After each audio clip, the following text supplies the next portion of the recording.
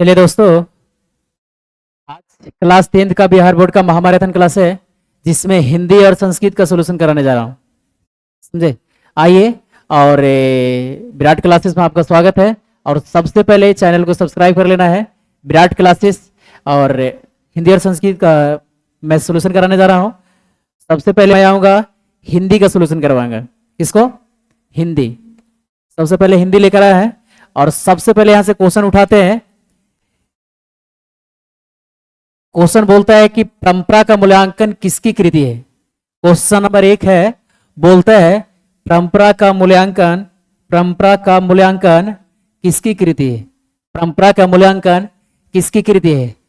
4 गो option दिए गए हैं और 4 गो ऑप्शन में ऑप्शन नंबर ए में है रामविलास शर्मा और बी में है रामधारी सिंह और ऑप्शन नंबर सी में है Ashok Vajpayee. Option number D में है यतीन्द्र मिश्र। आप लोग बताइए और आप लोग कमेंट बॉक्स में बता सकते हैं कि परंपरा का मूल्यांकन किसकी कृति है। मैं बताता हूं और आप लोग कमेंट बॉक्स में बताना है कि परंपरा का मूल्यांकन किसकी कृति है। तो ऑप्शन नंबर ए बोलता है कि रामविलास शर्मा। रामविलास शर्मा परंपरा के मूल्यांकन किसकी कृति है? रामविलास शर्मा। चलिए मैं नेक्स्ट क्वेश्चन पर आता हूं। नेक्स्ट क्वेश्चन क्या बोलता है? नेक्स्ट क्वेश्चन बोलता है प्रगतिशील आलोचना का विकास होता है। प्रगतिशील आलोचना का विकास किससे होता है? ऑप्शन नंबर ए में दिले है धर्म के ज्ञान से। किसे? धर्म के ज्ञान से। ऑप्शन नंबर डी में है साहित्य की परंपरा के ज्ञान से। ऑप्शन नंबर सी में दिले है कला के ज्ञान से और ऑप्शन नंबर डी में दिले है इतिहास के ज्ञान से। और आप लोग बताइए कमेंट बॉक्स में बताना आपको कि आखिर प्रगतिशील आलोचना का विकास किस धर्म से होता है, किस ज्ञान से होता है। तो किससे होगा? ऑप्शन नंबर बी में दिले है साहित्य की परंपरा के ज्ञान से। साहित्य की परंपरा के ज्ञान से। ऑप्शन नंबर बी में होगा साहित्य की परंपरा के ज्ञान से। अब चलते हैं नेक्स्ट क्वेश्चन पे। नेक्स्ट क्वेश्चन क्या बोलता है? बोलता है परंपरा का मूल्यांकन पाठ के रचनाकार कौन है। एकदम बिल्कुल दोस्त, एकदम गर्दा उड़ा दो और विश्वास है कि आप लोग इसका आंसर दीजिएगा। इसको मैं सोल्यूशन करवाऊंगा नहीं, मैं ऑप्शन नंबर दे देता हूं। ऑप्शन नंबर ए में है यतीन्द्र मिश्र और बी में है रविंद्रनाथ टैगोर और सी में है रामविलास शर्मा और ऑप्शन नंबर डी में है गुणाकर मूल्य। तो परंपरा का मूल्यांकन पाठ के रचनाकार कौन है?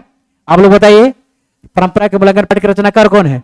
आइए ना, बोलता है कि चलिए ना चाचा बुला रहे हैं अपना हवेली पे। ऑप्शन नंबर सी, चाचा बुला रहे हैं अपना हवेली पर, चलिए ना चाचा के हवेली पर। ऑप्शन नंबर सी में। और मैं नेक्स्ट क्वेश्चन पर चलता हूं। नेक्स्ट क्वेश्चन क्या कहता है? नेक्स्ट क्वेश्चन बोलता है तार सप्तक की कितनी कवियों की कविताएं संग्रहित है। तार सप्तक में कितनी कवियों की कविताएं संग्रहित है। तार सप्तक में कितनी कविताओं की कविताएं संग्रहित है। तार सप्तक एक बुक है, उसमें बताया कि कितने कवियों की संग्रहित किया। संग्रहित का मतलब ऐड किया गया है। ऑप्शन नंबर ए में दिले है, ऑप्शन नंबर ए है 4 और बी में है 5 और सी में है 6 और डी बोलता है 7। तो आप लोग बताइए तार सप्तक में कितनी कवियों की कविता संग्रहित है। कितना होगा? कितना होगा? डी। ऑप्शन नंबर डी यानी 7 होगा। कितना होगा दोस्तों? 7 होगा। और आप लोग नेक्स्ट क्वेश्चन की ओर चलेंगे। नेक्स्ट क्वेश्चन क्या बोलता है? नेक्स्ट क्वेश्चन बोलता है कि रामविलास शर्मा का जन्म कब हुआ था। रामविलास शर्मा का जन्म कब हुआ था? आप लोग बताइए रामविलास शर्मा का जन्म कब हुआ था। ऑप्शन दिया गया है। ऑप्शन नंबर 1 बताता है 10 अक्टूबर 1912। 10 अक्टूबर 1912। ऑप्शन नंबर बी बोलता है 20 सितंबर 1913 को। ऑप्शन नंबर सी बोलता है 25 नवंबर 1914 को। ऑप्शन नंबर डी बोलता है 10 अक्टूबर 1911 को। 10 अक्टूबर 1912 को। 10 अक्टूबर 1911 को। 10 अक्टूबर 1911 को।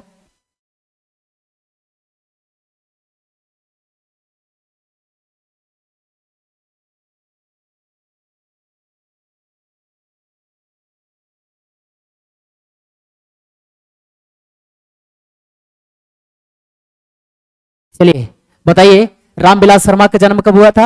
रामविलास शर्मा का जन्म कब हुआ था? तो आइए फिर दोस्तों, ए फॉर क्या होता है? एप्पल होगा। ए फॉर क्या होगा? एप्पल होगा। यानी हम कह सकते हैं कि रामविलास शर्मा का जन्म 10 अक्टूबर 1912 को हुआ था। 10 अक्टूबर 1912 को हुआ था। कितना का हुआ था? 10 अक्टूबर 1912 को हुआ था। और गर्दा उड़ा के ऑप्शन दो, गर्दा उड़ा के आंसर दीजिए। और आगे नेक्स्ट क्वेश्चन की ओर चलते हैं। बाकी आप लोग छकाछक आंसर देते रहेगा। चलिए नेक्स्ट क्वेश्चन बोलता है साहित्य की परंपरा का पूर्ण ज्ञान किस व्यवस्था में संभव है। साहित्य की परंपरा का पूर्ण ज्ञान किस व्यवस्था में संभव है? साहित्य की परंपरा का पूर्ण ज्ञान किस व्यवस्था में संभव है? ऑप्शन नंबर ए में दिला है पूंजीवादी व्यवस्था में, जातिवादी व्यवस्था में, सी में दिल समाजवादी व्यवस्था में, और डी में दिले है भौतिकवादी व्यवस्था में। ये बोलता है चलिए ना, चाचा बुला रहे अपने हवेली पर। क्या बोलते हैं? चाचा बुला रहे हैं कहा? अपना हवेली पर। यानी हम कह सकते हैं दोस्तों कि साहित्य की परंपरा का ज्ञान, साहित्य की परंपरा का पूर्ण ज्ञान किस व्यवस्था में संभव है? यानी हम कह सकते हैं कि ऑप्शन नंबर सी होगा, यानी समाजवादी व्यवस्था में होगा। किस व्यवस्था में होगा? समाजवादी व्यवस्था में। किस व्यवस्था में? समाजवादी व्यवस्था में होगा। चलिए नेक्स्ट क्वेश्चन की ओर बढ़ते हैं। नेक्स्ट क्वेश्चन क्या कहता है? नेक्स्ट क्वेश्चन बोलता है कि रामविलास शर्मा ने बीए कब किया? बीए जानते हैं? बीए बीए कब किया? यानी हम कह सकते हैं दोस्त कि जब बीए करेंगे, यानी बोल सकते हैं बीए। क्या बोलेंगे? बीए। यानी रामविलास शर्मा बताए थे कि हम बीए किए थे। ऑप्शन नंबर दिले है, ऑप्शन नंबर ए में 1932 में, 1934 में, ऑप्शन सी बोलते हैं 1933 में, ऑप्शन डी बोलते हैं 1931 में। और आप लोग इसको आंसर दीजिए ताकि आप लोग पढ़ाया गया है, आप लोग विश्वास है, बताइएगा। ऑप्शन नंबर ए 1932 में, ऑप्शन नंबर बी 1934 में, ऑप्शन नंबर सी 1933 में, यानी हम कह या 1931 में। ऑप्शन नंबर डी दे रहे कितना? 1931। यानी हम कह सकते हैं कि क्या होता है? ए फोर क्या होगा? ए फोर एप्पल। एबीसीडी आता है ना सबके जी? एबीसीडी आता है? हाँ, एबीसीडी आता है। यानी ए फोर क्या होगा? एप्पल। यानी हम कह सकते हैं कि जो रामविलास शर्मा है वो बीए 1932 ईस्वी में किया था। कब किया था? 1932 ईस्वी में किया था। बीए कब किया था? 1932 में। अब चलते हैं नेक्स्ट क्वेश्चन की ओर। नेक्स्ट क्वेश्चन क्या बोलता है? बोलता है साहित्य सापेक्ष रूप में क्या होता है? साहित्य सापेक्ष रूप में क्या होता है? साहित्य सापेक्ष रूप में क्या होता है? ऑप्शन नंबर ए है पराधीन, और ऑप्शन नंबर बी है जड़, और ऑप्शन नंबर सी है परतंत्र, ऑप्शन नंबर डी है स्वाधीन। साहित्य सापेक्ष रूप में क्या होता है? आप लोग बताइए। ऑप्शन नंबर ए दिले है पराधीन, बी दिले है जड़, और सी दिले है परतंत्र, और डी क्या दिले है? स्वाधीन। क्या बोलेंगे? स्वाधीन। यानी हम कह सकते हैं, सॉरी पेन गिर गया, चलिए कह सकते हैं ऑप्शन नंबर क्या होगा? ए होगा, बी होगा, सी होगा कि डी होगा? तो ऑप्शन नंबर क्या होगा? डी फोर क्या होता है? डॉग। डी फोर क्या होगा? डॉग। डॉग मीन्स क्या होता है ये भी बताना है कमेंट बॉक्स में। डॉग मीन्स क्या होगा? कुत्ता होगा, बिल्ली होगा? आप बताइए, कमेंट बॉक्स में बताना है। लेकिन हमारा आंसर क्या होगा? D for dog. यानी हम बोल सकते हैं स्वाधीन। क्या बोलेंगे? स्वाधीन होगा। क्या होगा? स्वाधीन होगा। चलिए आगे नेक्स्ट क्वेश्चन। नेक्स्ट क्वेश्चन बोलता है बायरन किस भाषा के कवि है? बायरन को जानते हैं आप? बायरन को जानते हैं जी? जानते हैं आप लोग बायरन को? मौसा है तो बायरन नहीं। चलिए बायरन किस भाषा के कवि है? बायरन किस भाषा के कवि है? ऑप्शन नंबर दिले है हिंदी, ऑप्शन नंबर बी में है संस्कृत, और ऑप्शन नंबर सी में दिले है अंग्रेजी, ऑप्शन नंबर डी में दिले है फ्रेंच। क्या होगा? आप लोग बताइए बायरन किस भाषा के कवि है? हिंदी, संस्कृत, अंग्रेजी या फ्रेंच? बताइए। चलिए ऑप्शन नंबर सी क्या होगा? अंग्रेजी के। बायरन, बायरन किस भाषा के कवि है? अंग्रेजी। किस भाषा के? अंग्रेजी के। कमेंट बॉक्स में आंसर देते जाना है ताकि आपको देने से याद होगा। क्या होगा? याद होगा। चलिए नेक्स्ट क्वेश्चन। साहित्य में विकास प्रक्रिया किस तरह संपन्न होती है? बोलता है साहित्य में विकास प्रक्रिया किस तरह संपन्न होती है? साहित्य में विकास प्रक्रिया किस तरह संपन्न होती है? ऑप्शन नंबर ए दिले है समाज की तरह, और बी दिले है जंगल की तरह, और सी दिले है शहर की तरह, और डी दिले है परिवार की तरह। आप लोग बताइए किस तरह होगा? बताइए किस तरह होगा? ऑप्शन 4 को ऑप्शन आपके सामने दिए गए हैं। ऑप्शन नंबर ए में है समाज की तरह, और बी में है किसकी तरह? जंगल की तरह, और सी में है शहर की तरह, और डी में है परिवार की तरह। तो बताइए भाई 4 ऑप्शन है तो क्या होगा? समाज की तरह। ए फोर एप्पल। यानी हम कह सकते हैं कि ऑप्शन ए में दिया गया है किस तरह होगा? समाज की तरह। किसकी तरह? समाज की तरह। किसकी तरह? समाज की तरह। नेक्स्ट क्वेश्चन में आते हैं, चलो चलिए। बोलता है 11 नंबर क्वेश्चन, बोलता है निराला की सहित साधना किनकी कृति है? किनकी कृति है? निराला की सहित साधना किनकी कृति? निराला की सहित साधना किन,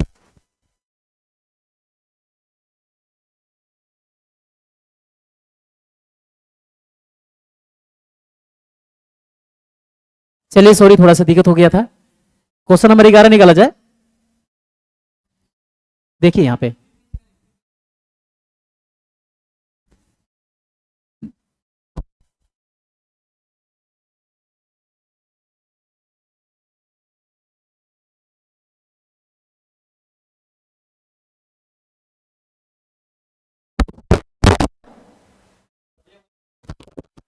चलिए चलिए दोस्त, 11 नंबर क्वेश्चन डिलीट हो गया, सॉरी इसके लिए। हम 12 से करवाते हैं, ओके चलिए ठीक है। 12 नंबर क्वेश्चन बोलते हैं परंपरा का मूल्यांकन किस विद्या की रचना है?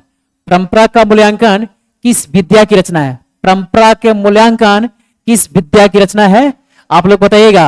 ऑप्शन नंबर ए में दिया गया है कहानी, और बी में दिया गया है निबंध, और सी में दिया गया है संस्मरण, और डी में दिया गया है लघु कथा। तो आप लोग बताओ कि परंपरा का मूल्यांकन किस विद्या की रचना होगा? दोस्तों गर्दा उड़ा के जवाब दो, कहा है कि आप पढ़े लिखे हैं और अनपढ़ ना है कोई इसमें। हाँ, अनपढ़ होना भी नहीं चाहिए। चलिए आओ, परंपरा का मूल्यांकन किस विद्या की रचना है? चलो बताओ, परंपरा का मूल्यांकन किस विद्या की रचना है? मैं बताता हूं, परंपरा का मूल्यांकन किस विद्या की रचना है? निबंध। B for ball. क्या होता है? B for ball. गेंदा खेल आता है ना सबके, खेलता है गेंदा? B for ball. चलिए भी चला गया। चलिए नेक्स्ट क्वेश्चन की ओर चलते हैं। 13 नंबर क्वेश्चन बोलता है निराला की सहित साधना कितने खंडों में रचित किया गया है? निराला की सहित साधना कितना खंडों पर रचित किया गया है? ऑप्शन नंबर दिले है, ऑप्शन नंबर ए में है 2 खंडों में, 3 में दिले है, बी में दिले है 3 खंडों में, ऑप्शन नंबर सी में है 4 खंडों में, और ऑप्शन नंबर डी में है 5 खंडों में। आप लोग बताइए। 13 नंबर क्वेश्चन बोलता है कि निराला की सहित साधना कितने खंडों में रचित किया गया है? ऑप्शन नंबर ए में है 2 खंडों में, या 3 खंडों में, या 4 खंडों में, या 5 खंडों में। चलिए बताओ, जल्दी बताओ, मैं वेट करता हूं, जल्दी बताओ क्या नंबर क्वेश्चन होगा? क्वेश्चन नंबर 13 कितना नंबर होगा? कितना खंडों में? 3 खंडों में। यानी हम कह सकते हैं कि सर बी फॉर बॉल। बोलो ना, बी फॉर बॉल। क्या बोलेगा? B for ball. बोलो बी फॉर बॉल। अब नेक्स्ट क्वेश्चन की ओर चलते हैं। नेक्स्ट क्वेश्चन क्या बोलते हैं? हाँ, 14 नंबर क्वेश्चन बोलता है रामविलास शर्मा किस संस्थान के निदेशक बने? किस संस्थान के निदेशक बने? रामविलास शर्मा को जानते हैं ना? अच्छा बताओ, परंपरा का मूल्यांकन किसने लिखा था? जल्दी कमेंट बॉक्स में जाएगा, कौन बताएगा? जल्दी। परंपरा का मूल्यांकन किनके द्वारा लिखा गया था? किनके द्वारा? हाँ, रामविलास शर्मा। कौन? रामविलास शर्मा। बताइएगा। रामविलास शर्मा। रामविलास शर्मा किनके द्वारा लिखा गया था परंपरा के मूल्यांकन? रामविलास शर्मा के द्वारा। तो बताइए आप, 14 नंबर क्वेश्चन ही पूछा आपसे, रामविलास शर्मा किस संस्थान के निदेशक बने? किस संस्थान के निदेशक बने? ऑप्शन नंबर ए में बताया के एम हिंदी संस्थान के, और ऑप्शन नंबर बी बताता है जे एम हिंदी संस्थान, और ऑप्शन नंबर सी बताता है हिंदी साहित्य अकादमी के, या ऑप्शन नंबर डी बताता है राष्ट्रीय भाषा परिषद के। आप लोग बताइए, रामविलास शर्मा किस संस्थान के निदेशक बने? बताइएगा, जल्दी बताओ, किस संस्थान के बने? किस संस्थान के? ऑप्शन ए में दिया गया है के एम हिंदी संस्थान। किस संस्थान? के एम हिंदी संस्थान। कौन संस्थान? के एम हिंदी संस्थान। क्लियर? नहीं याद होगा तो याद कर लेगा, फिर से कमेंट बॉक्स में आंसर दो इसको, और आंसर देने से याद होता है। ठीक है, अब मैं चलता हूं 15 नंबर क्वेश्चन पर। क्या आता है क्वेश्चन? चलिए ठीक है, बहुत बढ़िया। ये बोलता है कि 15 नंबर क्वेश्चन बोलता है कि प्रेमचंद और उनका गुण निधि उनका युग किनकी रचना है? सॉरी, प्रेमचंद और उनका युग किनकी रचना है? प्रेमचंद और उनका युग किनकी रचना है? बताइए, बताओ मेरे शेरों, और जल्दी बताओ। कहा क्या पढ़ चुके हैं? गर्दा उड़ा के तो कमेंट बॉक्स में गर्दा उड़ा दो, दम आंसर खस दो, दम लाइक भी इसको करना है, सब्सक्राइब भी करना है चैनल को, ठीक है ना? चलिए, ऑप्शन ए में बोलता है प्रेमचंद की, बी में बोलता है मुरली मनोहर जोशी की, और सी में बोलता है दिनकर की, और डी में बोलता है डॉक्टर रामविलास शर्मा की। तो आप लोग बताओ प्रेमचंद और उनका युग किनकी रचना है, किनकी रचना है बताइएगा, किनकी रचना।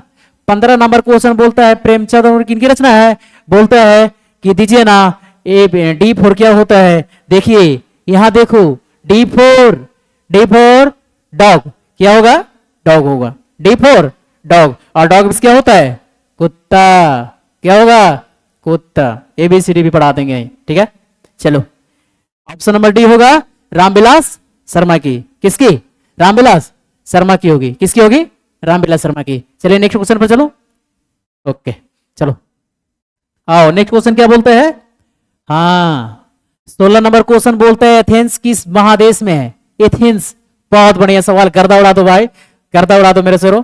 और क्वेश्चन नंबर यही बोलता है 16, एथेंस किस महादेश में है। ऑप्शन नंबर ए दिले है यूरोप में, एशिया में, और सी में दिले है अमेरिका में, और डी में दिले है ऑस्ट्रेलिया में। और एक क्वेश्चन और,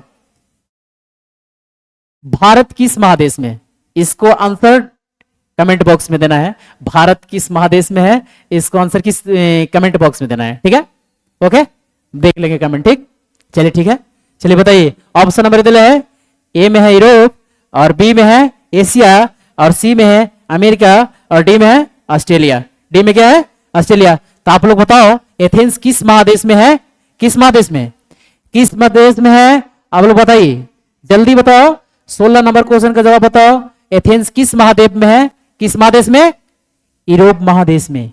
कौन महादेश में, यूरोप महादेश में। कौन महादेश में, यूरोप महादेश में। और एक क्वेश्चन पूछे कि बताइए भारत जो है ना, भारत किस महादेश में, किस महादेश में है, किस महादेश में। इसका आंसर आपको देना है कमेंट बॉक्स में। कहां देना है, कमेंट बॉक्स में देना है।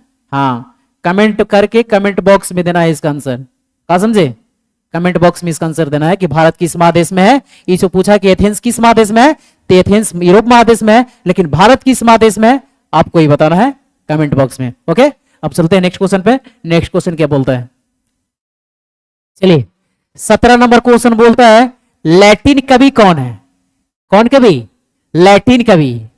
लैटिन कवि कौन है। ऑप्शन नंबर ए में देता है वर्जिल, बी में है बायरन, और सी में है शेक्सपियर, और डी में है रेनर मरिया रेलके। रेनर मरिया रेलके लैटिन कवि कौन है आप लोग बताइए जल्दी।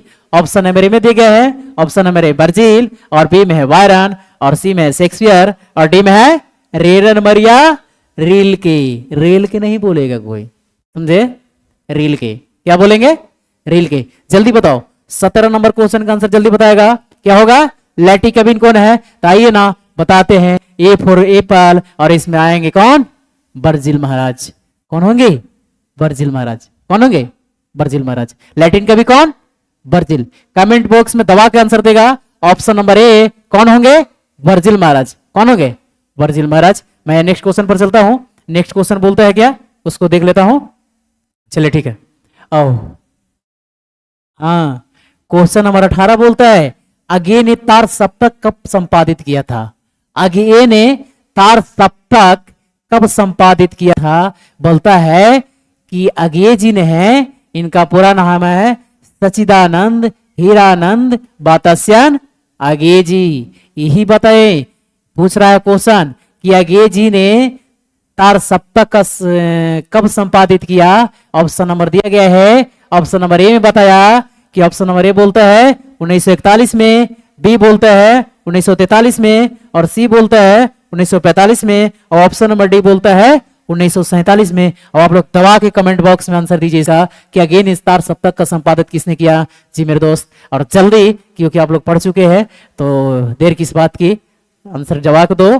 कमेंट बॉक्स में आंसर बहुत जरूरी है, और जब तक दीजिएगा और कमेंट बॉक्स में आंसर दीजिएगा तो आपको याद होते चल जाएगा, और आपको सपोर्ट रहेगा तो और आगे चलेंगे। वैसी विराट क्लास में दबदबा बना के रखो, लगातार दबदबा जितना बना सकते आप लोग।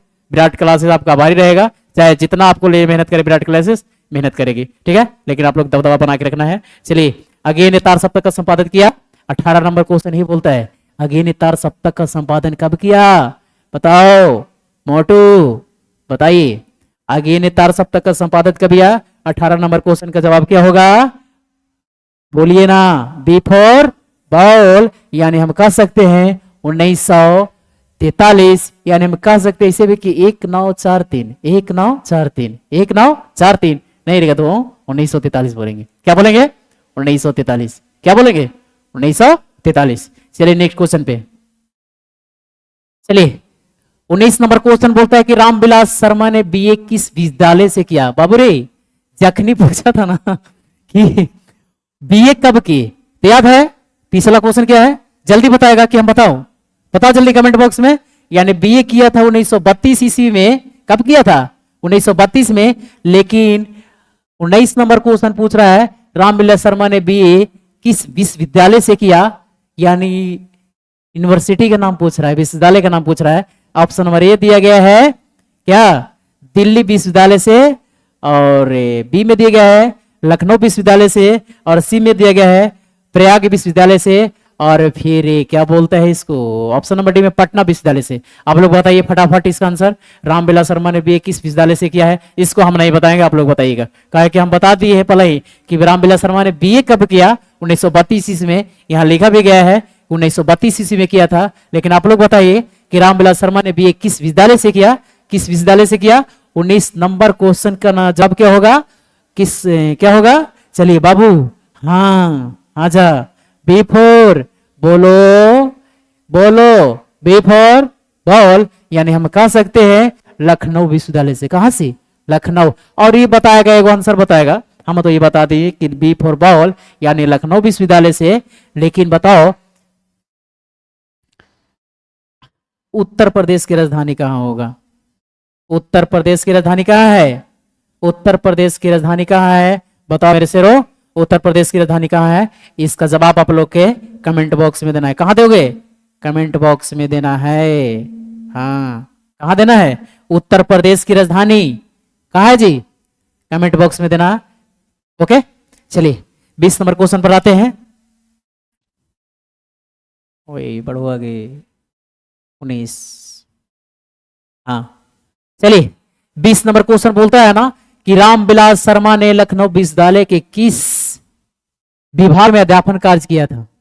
रामविलास शर्मा ने लखनऊ विश्वविद्यालय के किस विद्यालय में अध्यापन का कार्य किया था। बाबू रे लखनऊ विश्वविद्यालय के किस अध्यापन में कार्य किए थे, बताओ किस अध्यापन में।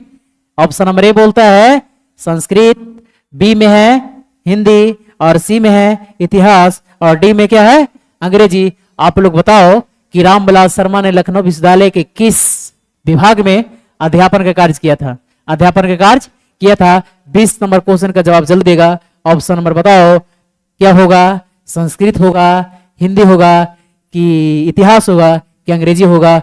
डायरेक्ट चले आओ, A B C D, D for dog, D for dog, यानी हम कह सकते हैं कि रामविलास शर्मा ने लखनऊ विश्वविद्यालय में अध्यापन किस विभाग में किया था, अंग्रेजी में। किसमें, अंग्रेजी में। किसमें, अंग्रेजी में किया था। ओके चलिए नेक्स्ट नंबर क्वेश्चन में आओ। चलिए 21 नंबर क्वेश्चन बोलता है निराला की साहित्य साधना के रचनाकार कौन है। निराला की साहित्य की साधना के रचनाकार कौन है। चलिए ऑप्शन नंबर दिया गया है, सारा ऑप्शन आपके सामने ओपन किया गया है। अब आप फटाफट इसका आंसर देंगे, इसे मैं भी बताऊंगा, तब तक आप लोग बताइए, कमेंट बॉक्स में बताना है कि निराला की साहित्य साधना के रचनाकार कौन है। निराला के साहित्य साधना के रचनाकार कौन है, आगे बताओ। निराला की साहित्य साधना के रचनाकार कौन है, बताइए जल्दी।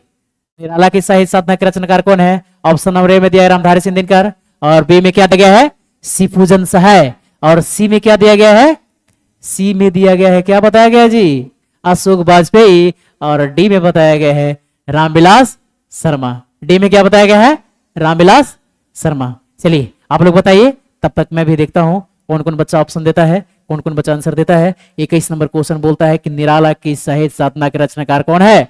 निराला की साहित्य साधना के रचनाकार कौन है। क्वेश्चन नंबर 21 बाबू बोलता है कि निराला की साहित्य साधना के रचनाकार कौन है, रामविलास शर्मा।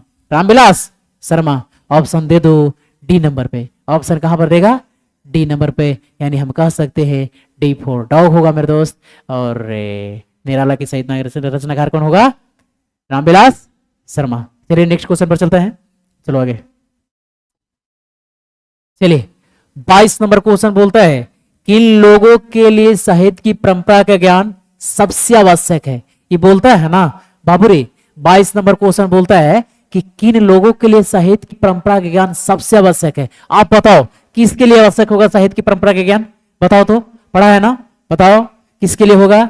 ऑप्शन नंबर बोलता है जो लकीर के फकीर है, जो लकीर के फकीर है उनके लिए, और बी बोलता है जो रूढ़िवादी है, और सी बोलता है जो साहित्य में युग परिवर्तन करना चाहते हैं ना, हाँ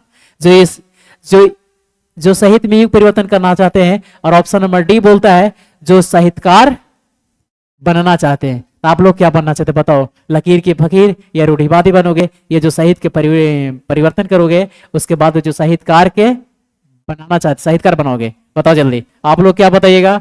जिसको जो मन होगा वो बना लेगा, जो आंसर होगा वही मारेगा, ठीक है, गलत कोई जवाब नहीं देगा। इन्हें कि लकीर के फकीर बन जाओ, ठीक है, फकीर नहीं ना बनना है किसी को, नहीं तो फिर झोला लेके चल पड़ना बाजार में भीख मांगने के लिए, ओके। हाँ चलो ठीक, चलो बताओ आप लोग 22 वाला क्वेश्चन का बताना है आंसर, 22 नंबर क्वेश्चन का आंसर बताओ क्या होगा। चलिए अब हम चलते हैं, अब फिर से आते हैं चाचा के हुए पर चाय पीने के लिए, और बैठ के मस्त चाय पीएंगे। चलो कौन होगा, जो साहित्य युग में परिवर्तन करना चाहते हैं वो क्या है, किन लोगों के लिए साहित्य की परंपरा का ज्ञान आवश्यक है, उनके लिए सबसे ज्यादा साहित्य की परंपरा के ज्ञान आवश्यक है। जो लोग साहित्य में युग की परिवर्तन करना चाहते हैं उन लोगों के लिए साहित्य की परंपरा ज्ञान सबसे के लिए आवश्यक है, ओके। चलिए ठीक है, चलो क्वेश्चन नंबर 22 में आओ। चलिए 22 नंबर क्वेश्चन में, 22 नंबर क्वेश्चन में आइए, 22 नंबर क्वेश्चन में आओ बाबू, 22 नंबर क्वेश्चन में आओ। चलिए 22 नंबर क्वेश्चन में आओ।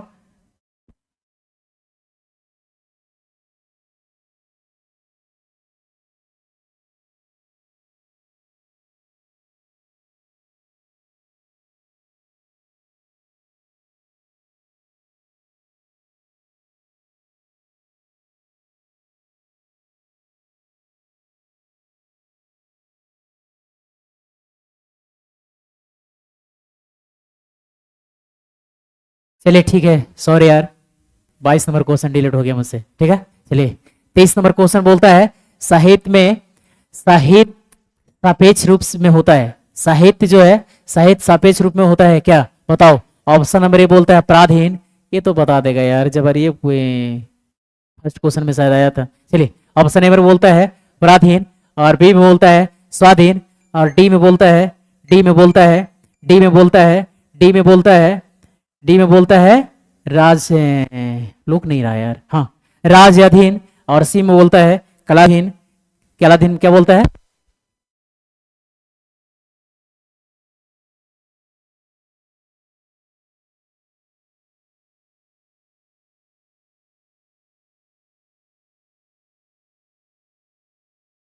चलो बताओ साहित्य सापेक्ष रूप में क्या होता है। ऑप्शन नंबर ए में है पराधीन, और बी में है क्या है स्वाधीन है, और सी में है कलाधीन, और डी में है राजधीन। क्या होगा जल्दी फटाफट इसका आंसर देगा, क्या देगा, फटाफट इसका आंसर दीजिए, और मैं तब तक देखता हूं कमेंट बॉक्स में किसका किसका आंसर आता है।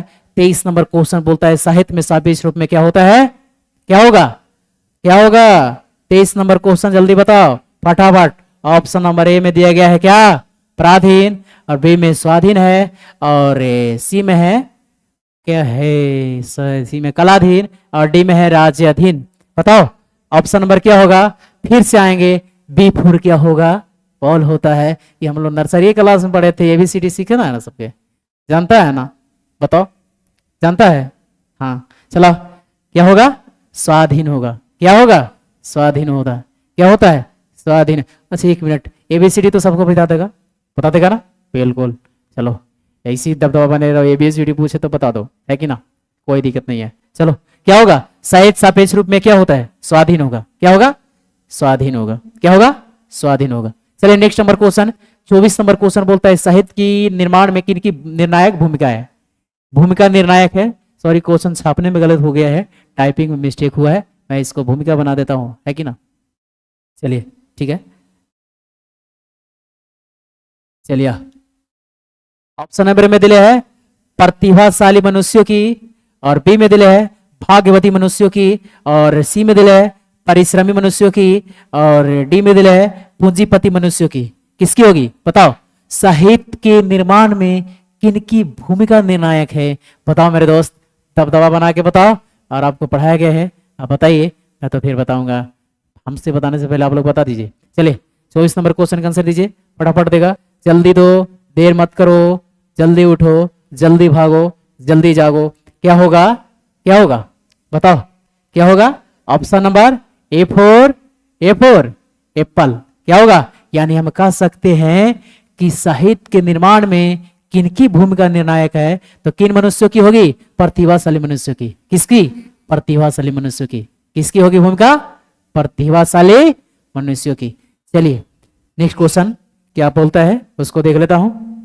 चलिए आगे 25 नंबर क्वेश्चन बोलता है स्वच्छिन का शाब्दिक अर्थ क्या होगा? अविच्छिन्न, सॉरी हम गलत पढ़ गए। अविच्छिन्न का शाब्दिक अर्थ क्या होता है? अविच्छिन्न का शाब्दिक अर्थ क्या होगा? बिल्कुल अविच्छिन्न का शाब्दिक अर्थ बताओ जल्दी, कमेंट बॉक्स में आंसर इसको बताना है। ऑप्शन ए नंबर ए में दिले है खंडित, और बी में दिले है अटूट, और ऑप्शन नंबर सी में है प्रवाहित, और ऑप्शन नंबर डी में है क्या है? ठहराव है। क्या होगा? ठहराव होगा। क्या होगा? ठहराव होगा। अविच्छिन्न का शाब्दिक अर्थ क्या होगा? क्या होगा?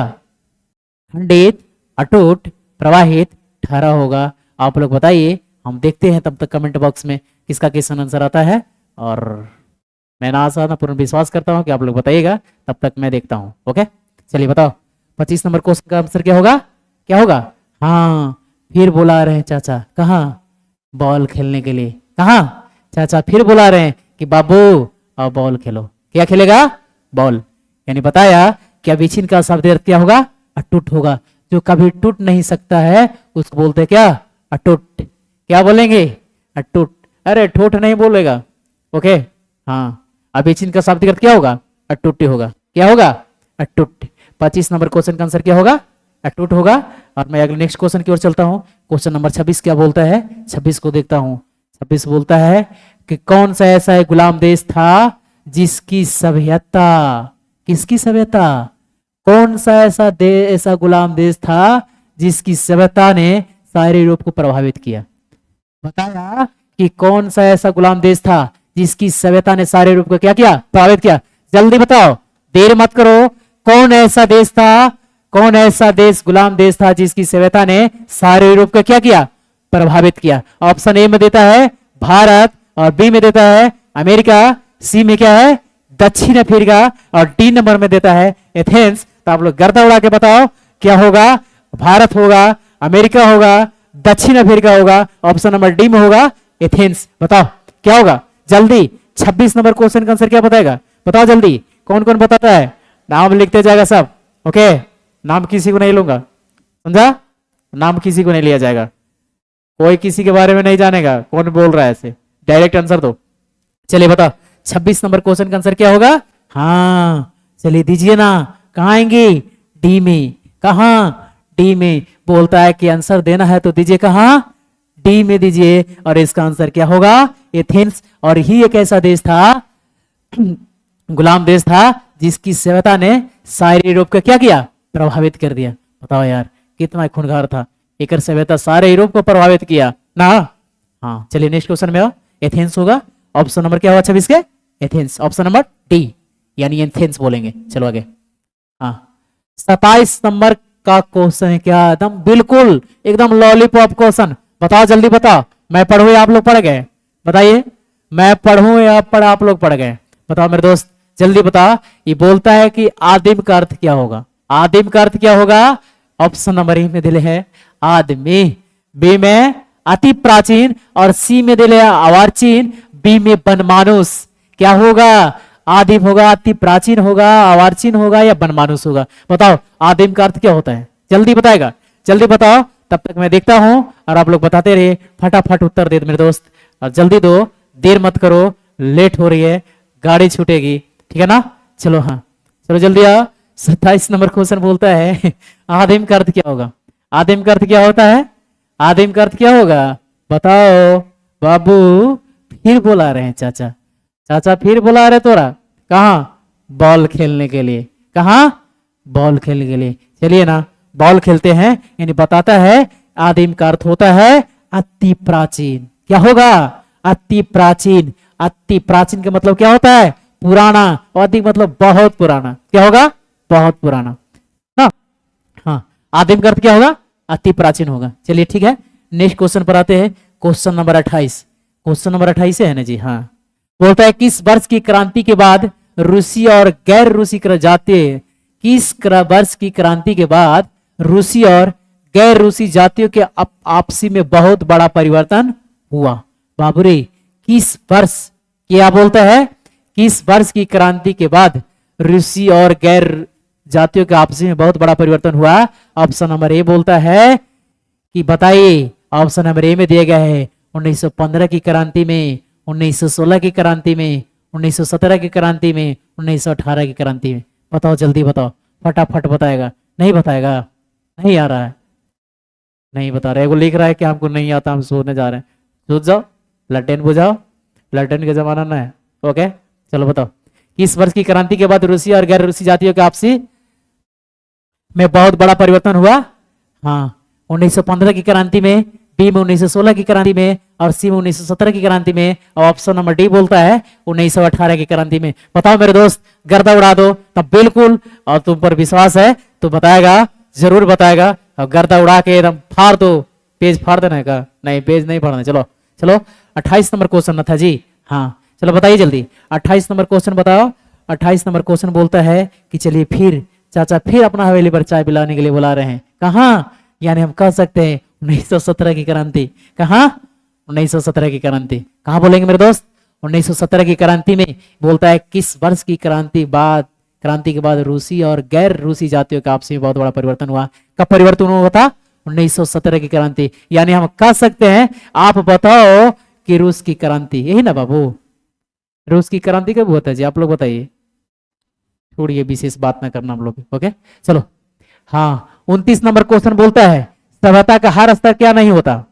बताओ बाबू, सभ्यता का हर स्तर क्या नहीं होता है? आप लोग बताइए, तब तक मैं देखता हूं सभ्यता का हर स्तर क्या नहीं होता है। 29 नंबर क्वेश्चन बताओ। ऑप्शन नंबर ए में दिया गया है धर्म युद्ध। कौन युद्ध? धर्म युद्ध। Sorry sorry sorry sorry sorry, चलो।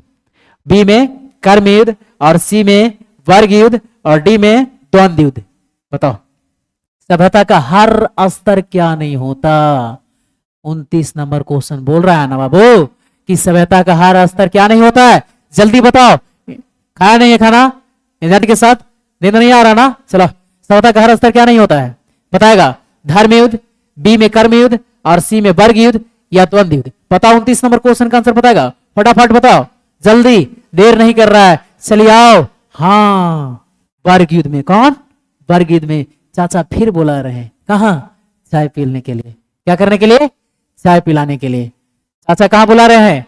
चाय पिलाने के लिए। यानी हम कह सकते हैं सभ्यता का 29 नंबर क्वेश्चन जो है बोलता है कि सभ्यता का हर स्तर क्या नहीं होता? यानी ऑप्शन नंबर सी में क्या होगा? वर्ग युद्ध होगा। कौन युद्ध होगा? वर्ग युद्ध होगा। अब मैं चलता हूं। कहाँ? हेलो, कहाँ? चलो आओ।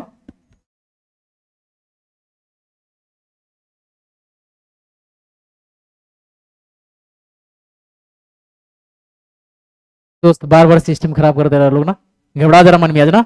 हाँ चलिए ठीक है, ठीक हो जाएगा, सब ठीक हो जाएगा। नेटवर्क प्रॉब्लम था इसलिए वैसे हो रहा है। ठीक है, चलिए ठीक है। चलिए नेक्स्ट क्वेश्चन पर चलो। चलो हाँ बताइए, 30 नंबर क्वेश्चन बोलता है ना जी बाबू। अरे देख यार यहाँ पढ़ी, देखो यहाँ, अरे पढ़ ले पागल। चलो, शर्मा जी ने पुरस्कार की राशि किससे दान रूप स्वरूप दिया? बताए, शर्मा जी ने पुरस्कार की राशि किससे दान स्वरूप दे दिया? शर्मा जी, रामविलास शर्मा जी की बात बोल रहा है जी। हाँ, ये गांव वाला शर्मा जी की बात नहीं बोल रहा है, रामविलास शर्मा जी की बात बोल रहा है कि शर्मा जी ने किसी को पुरस्कार राशि दिया था दान स्वरूप के रूप में। किसको? गरीबों को, बेरोजगारों को, या बताइए आप भारत सरकार को या राज्य सरकार को? ऑप्शन नंबर ए में दिया गया है गरीबों को, ऑप्शन नंबर बी में दिया गया है किसको? किसको मेरे दोस्त? बताओ जल्दी, देर नहीं करेगा। बी में बताया बेरोजगारों को, और ऑप्शन नंबर सी में बताया गया है भारत सरकारों को, और ऑप्शन नंबर डी में दिया गया है राज्य सरकारों को। आप लोग फटाफट इसका उत्तर देंगे कमेंट बॉक्स में, और जल्दी बताओ बताओ कि शर्मा जी ने पुरस्कार की राशि किसे दान स्वरूप में दिया था? 30 यानी 30 नंबर क्वेश्चन है, क्या नंबर है, कितना नंबर, 30 नंबर क्वेश्चन है। जल्दी बताओ क्या होगा, किसको दिया था, भारत सरकार को। बताओ कौन दिया था, भारत सरकार को दान स्वरूप में पुरस्कार राशि दिया था कौन, रामविलास शर्मा जी ने। किसको दिया था, भारत सरकार को। चलिए ठीक है, ओके। चलिए अब यहां से स्टार्ट होता है संस्कृत। हिंदी तो हम लोग देख लिए, ओके। चलो अब संस्कृत में देखते हैं कौन कौन आंसर फटाफट देगा, और इसके बाद से फिर से जुनून से, एनर्जी खत्म नहीं हुआ किसी को, हाँ खत्म भी नहीं होना चाहिए, ओके। चलो दबदबा बनल रहो, और दबदबा है जब तक तू लोग रहेगा, जब तक विराट क्लासेस का दबदबा जारी